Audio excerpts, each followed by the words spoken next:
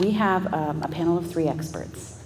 And they all give me that look when I say experts. See, all of them went, because that's part of the humility of peer work, is that you hold the space of like, But the reality is, just as Lydia said, the real experts in walking through these transformative processes are people who are transforming with you, who are in the trenches and have been in the trenches and understand what it's like.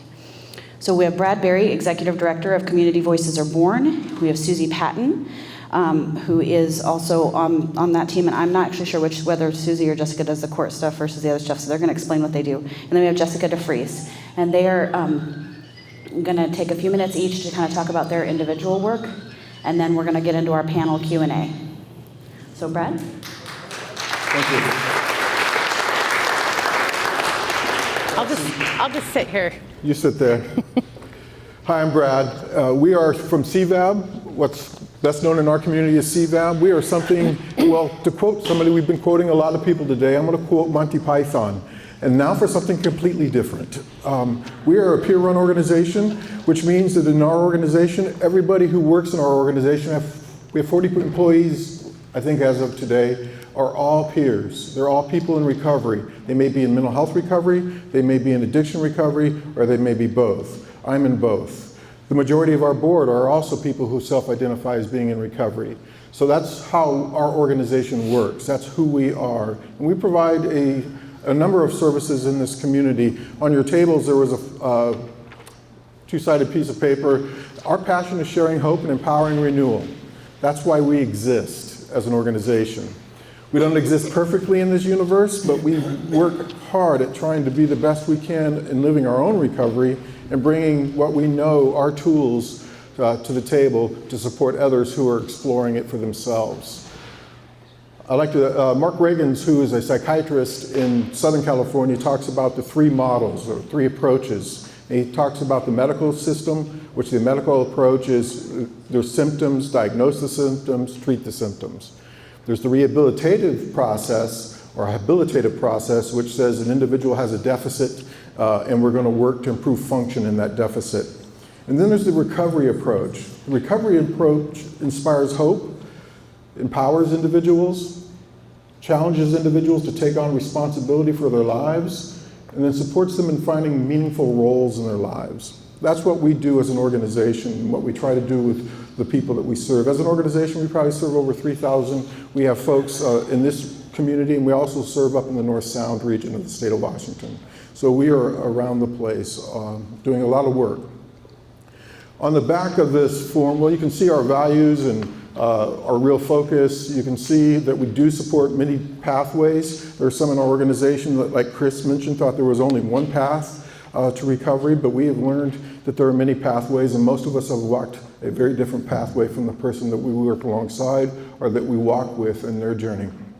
We are also very much a strength-based organization. We don't, when you walk into our organization or when you engage with our services, we don't go looking for what the deficit is or what the problem is. We look for what strengths are you bringing to the table and what matters to you. Our trauma-informed support question is what matters to you. What do you want to see? As an organization, we were one of 5 selected for a cohort to participate in the National Center for Trauma-Informed Care peer work and trauma-informed peer support and trauma-informed organizational change.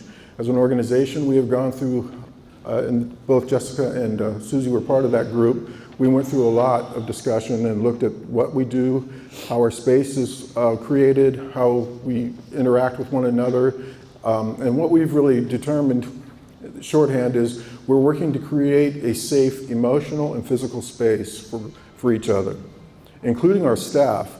Our staff on the ACEs, the majority are 4 or more. We have some that are maxed out on the ACEs. They check every box. And that's who we are as people in our organization. So you can see we provide a number of services. Those services are everything from self-help to very much employment supports, people finding jobs, to crisis and the criminal justice system. So what I'm going to do is give the mic to Jessica first, and then she's going to begin to talk about the work that she does specifically. All right. I guess I'll come use the podium. I Wow, lots of good information today, right? I guess I didn't even realize how much trouble I really am till I heard all of this morning.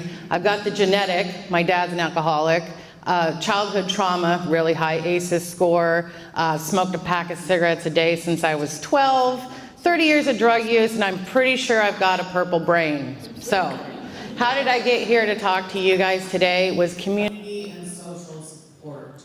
So I did go through the drug court program here in Clark County. And through that program, I got to meet other people who were trying to find recovery. I made friends and I had peer support. And so that is what I do in my work today. The program that I run, and I say run because really my assistant runs it, but the program that I'm in charge of is Reach 2, and we are a peer mentor program for both the Therapeutic Courts of Clark County and the Clark County Jail Reentry Program. All of our, in the court program, we have 20 volunteer mentors, all graduates of the drug court program who want to give back and help other people get through the system. And in the jail reentry, we have 2 dedicated staff. They go into the jail and they speak with people before they're going to get released, talk to them about all the things they're going to need to be successful upon release. Do they need to get housing? Do they need to access other resources, food resources, clothing resources? What are they going to need when they get out to be successful? And then the day of release, we meet them outside the jail and we support them through all of that, help them get into the housing. Lots of times it's Oxford, other recovery housing. Do the whole thing with them, walk with them through it. In the drug court program with our mentors, they meet one-on-one for the recovery coaching, you know, encouragement, social support, again, help with, 2 minutes already, again, help with housing, all that kind of stuff. The big deal about it is that there's somebody there who's been through it, not only walked through the system, but has felt the feelings. And I think somebody mentioned that earlier. It's not just about, here's what you do, but I've walked through that, I know what it's like, and I'm gonna walk through it with you. So that's really what we're doing in my program. Good.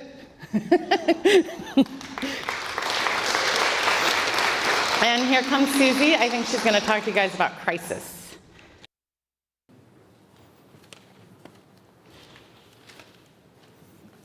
Hi, I'm Susie. I've been on both sides of the desk more than once as a peer in different roles, some clinical, different things. Currently, I'm working with bringing peers into the crisis system in Clark County, and that's exciting, challenging, difficult work. One of the biggest things I know I'm up against with in any time I do peer counseling or in crisis, whatever the situation may be, I know I'm up against trauma and I'm probably up against isolation. And I also know what's out there because I've been on both sides of the desk. And what I can tell you is that some of the most powerful words I ever heard were spoken to me while I was hovering around the drug culture, but not fully into the drug culture yet. And what was said to me before I picked up was, "Welcome to the family." I had never heard that before. And shortly thereafter, I was into full-blown addiction. Luckily, I came out of that, but that's what we're up against. That's what's out there. If we can't help people find ways to meet their needs as part of our community and welcome them into the community, people will find other ways. So thank you for letting me share that. I think that's everything I had. So, sorry.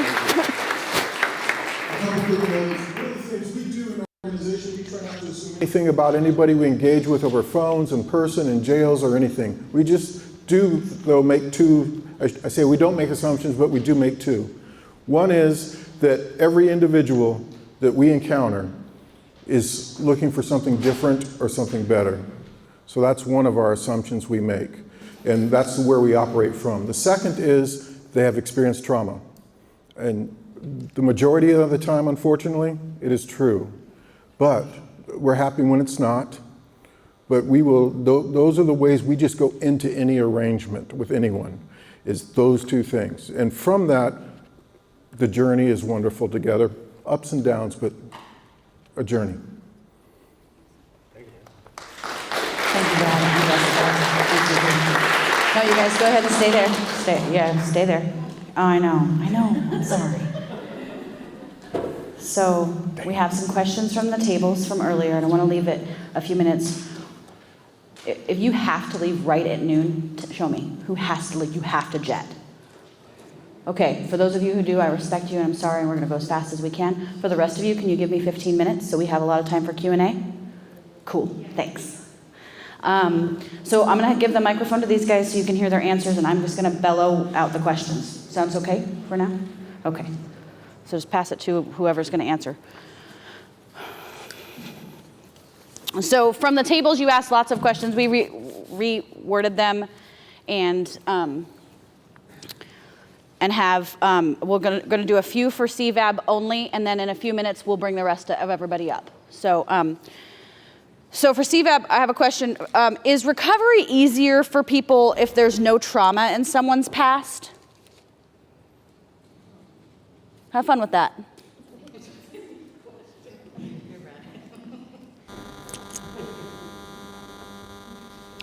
It depends on what you define as recovery. And recovery is different for every individual. There is no one definition of it. If a person hasn't experienced trauma, well, and then we've got to look at all the things that make up what trauma is, because there is no one answer to this question.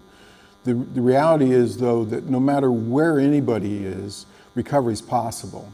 And recovery really is a life journey. There's a lot of different ways to express it, but it really is a process for every individual. I think all of us in this room are on a journey somewhere. And so is it possible for all of us in this room as individuals to take that journey? Yes. With or without trauma? Yes. So that's the way we go into this together, is let's walk alongside one another and figure out if something is impactful or not on your journey. Is that fair? You got to say something. When we talk about peers being integrated into clinical settings, we're talking about people who have dealt with addiction or maybe even still are dealing with addiction. And so the question often comes up, how do we know that peers are safe in clinical settings? We are also people living with mental illness. I am active every day in my bipolar disorder recovery too. So that scares people sometimes. One of you guys want to take a shot at that? Yeah. This is my favorite question, by the way. My favorite. People in recovery can work as peers. They can also work as other providers. So the same safeguards that we might put into place for a doctor or a therapist or a nurse that's in recovery, I would suggest we need to have safeguards for peers as well. She's a clinician too. So, right. So what I hear you saying is that maybe like people with substance abuse or mental health recovery status are already serving in those roles?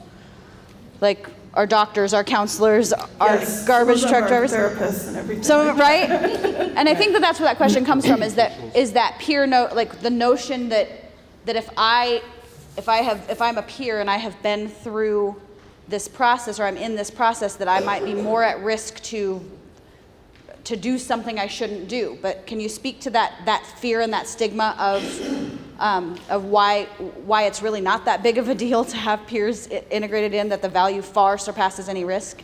I would guess that some of the fear and stigma may be predicated on some of the openness. We do one thing that's a little different than what traditionally clinicians do, which is we share our story when appropriate. And so you're working in an environment where your parts of your personal life are out in front, whereas normally you might not do that in the more traditional clinical roles. But there's people in recovery in all walks of providing care along the continuum. I don't know if I answered your question. Yeah. They say yes. So, lastly, one of the questions that keeps coming up is not just doctors or patients or those things, is how do we support the families of folks who are walking through this recovery process, especially in those beginning stages? I guess I should answer one question. Well, at least in the Reach 2 program, we include the families. So we have lots of groups and activities throughout the week. We do pro-social activities, barbecues, and we go hiking, and we always include the families. There's, you know, sisters and brothers and husbands and wives and kids all coming and enjoying social time. So that's what we do to include the families.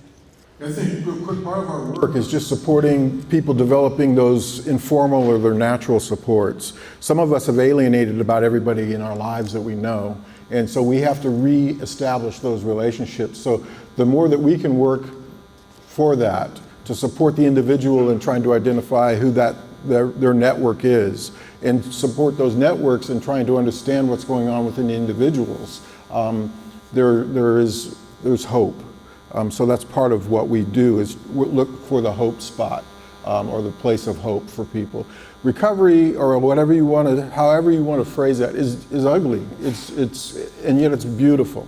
And so we have to work through all of that together to get where we need to go. I know in my journey it's been extremely ugly at times for those who care about me, but it's part of the process. And so our job is to support patients with each other, and not being patients, or treating each other as patients. Excellent. Thank you so much.